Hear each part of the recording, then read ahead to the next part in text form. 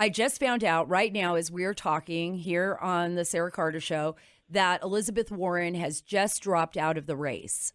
Right now, I'm going to ask Adam if I don't know if he or Jenny, who's here, my producer, knows if she has thrown her support behind any particular candidate right now. Do we see anything, guys? I'm getting all that information for you. I'll have that in a minute. Okay, so we're going to have that in a minute. So can explain to me what the comparison first, Roger? Well, let's address this question while it's hot, because I do have a thought. Okay, great. In 1976, when I was working for Governor Ronald Reagan in his campaign against Gerald Ford, one of the worst presidents in American history, we were locked in a very close contest. The party establishment was completely with Ford, but the grassroots of the party was with Governor Reagan. Even though Governor Reagan had won a string of primaries, he was behind and things did not look good. Governor Reagan then announced that Senator Richard Schweiker from Pennsylvania, a moderate Republican, would be his running mate, which changed the entire dynamic of the race. Reagan and Schweiker then campaigned as a ticket, and Reagan got to the convention not only in contention, but his candidacy very much alive. Now, in the end, he lost very narrowly. And as I predicted, Gerald Ford went on to lose the election to Jimmy Carter. If I were Bernie Sanders right now, I would ask Elizabeth Warren to be my running mate. I would run as a ticket. It would revitalize Sanders' campaign. You would take whatever support Warren has, which may not be a winning hand, but it's not an insignificant hand, and you could beat back what I think is the establishment attempt to wire the nomination for Joe Biden the way they wired the nomination for Hillary Clinton. Wow. You heard it here first, folks. That is huge. That is, I mean, and it may just happen. It may just happen, Roger, because right now, Bernie, this is the second time around, and he feels, and let me know what you think about this, that the rug has been pulled out from under him. Now, Adam says he has some new information. Yeah, I'm just on NewYorkTimes.com, and obviously it just broke like minutes ago. But what we have so far is basically it says her potential endorsement is highly sought after in the race, and both Mr. Sanders and former Vice President Joe Biden have spoken with Ms. Warren since Super Tuesday, when the end of her campaign appeared imminent. Wow. So we don't know yet. So this is potentially really important advice. I mean, if you're Bernie Sanders and you're trying to figure out how you're going to survive this, getting Elizabeth Warren on your ticket could be the way to do it, right? And so we don't know where this is going from here, but it's certainly an option for him. What do you think happened here second time around for Bernie? I mean, do you just think it was genius on the part of someone in the Biden camp to get Buttigieg and Klobuchar to drop out of the race and then throw their support behind him? Well, the words Biden and genius will never be used in the same sentence. There is an establishment in this country. Dwight Eisenhower called them the military-industrial complex, but today we refer to them as the deep state. It's a conglomeration of governmental, intelligence agency, Wall Street, and defense contractor entities, and they wield enormous power. Enormous power. Pete Buttigieg is not the guy you think he is. He's CIA right down to his underwear. His entire career has been working for one intelligence front after another. The morning he dropped out, he had a finance committee meeting, a conference call. I have a good friend, happens to be a Buttigieg supporter, who was in that call, told me at noon, Pete's in and he's staying in. 4 hours later, he was out of the race. Who Wow. told him to get out? Who told him to get out? If you study his campaign finance forms, none of the money is left-wing money. It's defense contractor money. It's intelligence sources money. It's big Wall Street money. So he was a Trojan horse to begin with. I'm very happy because I take an alternative view to many. I don't want to run against Bernie. I want to see the president run against Joe Biden. I think Biden is a much, much easier candidate to beat. Explain. Why do you think Sure. He's a much easier candidate to beat? Here is why. Joe Biden won the South Carolina primary, which sparked his comeback on the backs of African American voters. It's clear that those African American voters do not know that Joe Biden is personally responsible for the turbocharging of the war on drugs. Now, I've written 3 books on Richard Nixon, and I've said in all 3 of them that the war on drugs was his largest single mistake. The war on drugs has been an ignominious, expensive, racist failure. But the harsh mandatory penalties for possession of small amounts of drugs in a nonviolent first-time offense is legislation of Joe Biden. Joe Biden used to call it the Biden bill. It was actually the 1994 crime bill. He actually got in a shouting match with a voter in New Hampshire because he continues to insist this was a good idea. It was not a good idea. It was a terrible idea. Let me put it another way. So the African American community, the black community, doesn't really understand this, doesn't really know this. Right. The media is not reporting this. Right. But after Donald Trump spends millions of dollars on urban radio, they will know. Right. Targeting black voters in this country in order to communicate with them is one of the most efficient things you can do. Now, in a perfect world, Joe Biden would take Kamala Harris as his running mate. Then you would have the 2 people on the ticket who have incarcerated more poor black people than anybody in America other than Bill and Hillary. Oh. That is a killer issue, By the way, Joe Biden got his start in politics by opposing the desegregation of the Wilmington school system. This idea that Joe's been out there for civil rights is completely and totally false. Then there's the question of the systematic lynching of black men in southern Delaware while his son, Beau Biden, was the attorney general, which Biden refused to call what it is: racial discrimination, racial violence, and lynching. No, Joe Biden has done nothing for black people in this country other than lock them up. Now, let's juxtapose that. Who is the president who got us sentencing reform? Who is the president who realized the problem caused by the unfair war on drugs and gave people a second chance at life, who let people out of prison who were there for ridiculously long sentences for nonviolent crimes that hurt no one? Why, that would be President Donald Trump. Yes, that's a debate I want to have. Well, Joe, is this you locked him up, I let him out. Well, and that is a debate that needs to be had, because I think overall we've seen, of course, unemployment go down, especially for Black Americans, Latina Americans, all across the board, military, veterans, disabled veterans under President Trump. And I was speaking to some folks yesterday, actually, in the green room at Fox. One of the things they said, some people that were out at some rallies with Joe Biden, said that there were, African-American people in the community, the Black community was saying, well, look, he was the vice president to President Barack Obama. He took a lot of arrows for him.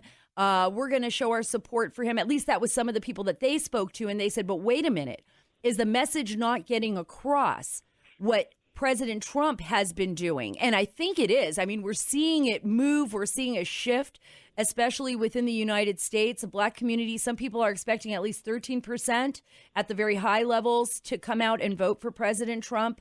Others are saying it's somewhere between 8 and 10%. You're saying there needs to be more done. We need to get the message out that the Trump administration needs to target those urban communities so that they understand what's really going on here. Yeah, I think it's not just the great job done by the president for criminal justice reform, which, by the way, I give Jerry Kushner a huge amount of credit for. This is an issue that I've been talking to the president about for 15 years. I mean, I soured on the war on drugs a long time ago because it's costing taxpayers millions. No one is being rehabilitated. Families are being ruined. People's lives are being destroyed over first-time nonviolent crimes that don't hurt anybody but the person charged. They don't make any sense. So it's not just what the president's done. It's got to be done in a comparison to what Joe Biden has done. Let me put on my political strategist hat. I would take 5 people who are African Americans who Donald Trump released from prison and just put them on camera one after another to say, I got a 15-year sentence because I was caught with a quarter an ounce of marijuana in my pocket. Thank you, Joe Biden. The law under which I was incarcerated was pushed and is defended today by Joe Biden. Thank you, President Trump, for justice. That's what I would do. And just get the message out overall across the country. And I think that's an important point that you bring up here. I mean, we've seen Candace Owens. We've seen other Black leaders in the community, especially conservative leaders, speak out and say, wait a minute, the Democratic Party is not what you think. This is a party that does not believe in entrepreneurship, does not believe that you can make it, is just there to give out handouts, and is only really there come election time, and then they forget about you later on. Whereas President Trump, we've seen an extraordinary effort by the Trump administration to reach out to communities. And one of those communities is the Latin and the Hispanic community here in the United States, one of the fastest growing communities in the United States. Is there any advice for the White House maybe on that, on outreach towards the Hispanic community here? Well, it's the same thing. Urban radio that reaches millions of African Americans is a very strong medium in this country. Every major urban center has several radio stations to whom African Americans listen. In Florida, my home state, Hispanic Spanish language radio is very powerful. Brad Parscale, if you're listening, you didn't do any of these things in 2016. They will work perfectly in 2020. We can't count on the mainstream media to carry the president's record about record unemployment among African Americans, or record unemployment among Hispanic Americans, or record unemployment among women. The mainstream media is going to try to hide those facts. The good news is the president has an extraordinary war chest and an extraordinary record, and those people can be reached extremely efficiently through terrestrial targeted radio. Well, that's an incredible point. And I want to move on really quickly because I really want to get to Joe Biden and the issue that it keeps cropping up over and over again, Roger, with the fact that it appears that he's lost his memory in some cases, or he makes kind of these horrible gaffes. I don't even want to laugh about it because I think it's quite serious. I want to play a clip here of Joe Biden. I want to get your take and what you think, and maybe how is it possible that he could actually get the Democratic nomination, considering that there are so many gaffes that he has made, and it appears that the Democrats really don't care. They're just going to kind of ignore that and go right over it. Let's play a clip right over here of Joe Biden. You know, it's funny, Sarah, because usually we pride ourselves on being on the same page. There are so many of these that I don't even know which one you want. Let's just start with this one. I'm not making these numbers up. Mine or not, let's make everything free for everybody all the time. All tests are free. Free, free, free. All vaccines will be free. That's just one of them. Play number 2, please. Biden. They don't call Super Tuesday for nothing. By the way, it's my little sister, Valerie, and I'm Jill's husband. Oh, no, you switched on me. This is my wife. This is my sister. They switched on me. What do you think's going on here, Roger? I mean, I know you're not a doctor. Well, I know. No, look, I'm really not, but I do remember the Goldwater campaign. So here's the central question. Do we want a man with dementia with his finger on the nuclear button? Because there are many, many signs that this man is not well. In all honesty, instead of running for president, he should be having dinner at 4:30 at the Golden Corral. It's past him. His time has passed. Well, I don't know if he wants to eat at the Golden Corral because that's a buffet, and we have a lot of issues with infections. So we probably want to keep Joe Biden away from the Golden Corral. But any way you slice it, the man often makes no sense whatsoever. There's a reason why he's run for president 3 times and never gotten any votes. But now this is a different question. There's serious evidence that he's not all there. And therefore, what the Democrats will now try to do in a general election is hide him. But they won't be able to hide him because he's also an egomaniac, and he always has been. So I think it's a legitimate question. This is really simple. If I were the president in the first debate, I would say, Joe, submit yourself for inspection to a team of respected doctors and release their report. Because I think we have dementia, but the American people have a right to know. Yeah, it's really fascinating to me, Roger, because I think about this. The Democrats, certainly he looks like he is going to be the front runner. He is the front runner right now. He's holding 45% of the delegates. We still have many more states to go. I know Sanders is hoping that he'll eventually overtake Joe Biden. But to back Joe Biden, when we can visibly see what's happening with him, is really bizarre, because it would, in a sense, what people are saying here in Washington is that he would be a figurehead president. He wouldn't even really be in charge. Well, you also have the entire issue, which we haven't even gotten to yet, of the corruption in China. Now, I know when Ukraine came up, the Biden campaign strategy with their handmaidens in the mainstream media was to simply say, none of that's true. There's no proof. We're not even going to discuss it. That's not going to work. Right. Hunter Biden flew to China on Air Force Two, and weeks later, he and his associates were given $1 billion by a Chinese-controlled bank. No, Joe, you're going to get hammered in the debates. If you try to duck it, Trump will shove it down your throat. How much of a kickback did you get, Joe? How much did you know about this, Joe? The Chinese are many things, but they're not stupid. And they don't give $1 billion to somebody who has never managed a dollar in their life. It's rank corruption. Joe Biden became a millionaire. How? He's been a U.S. Senator since he was 29 years old. Tell us how you became a multi-millionaire, Joe. You want Trump's tax returns? Let's see your tax returns. Wow. A complete financial statement. Where did the money come from, Joe? That's right. I mean, and this is why Senator Ron Johnson, Senator Chuck Grassley, they're both investigating. They've been investigating this since last year. So this really has nothing to do with this election. They've been looking at this since these questions have come up, and it's a very serious question. It's something that the American people should know. And I agree with you. I mean, we got to know what happened here so that it doesn't happen again, because we're looking at all kinds of ethical issues. On top of it, there's probably financial crimes issues. I mean, we don't know that yet, but that's something that they are investigating just to see. And before I let you go, Roger, I really want, a lot of people do, I mean, of course they don't know you. They see you on television, they hear you on the radio, they've read all these reports, regarding your case, but they don't know Roger Stone.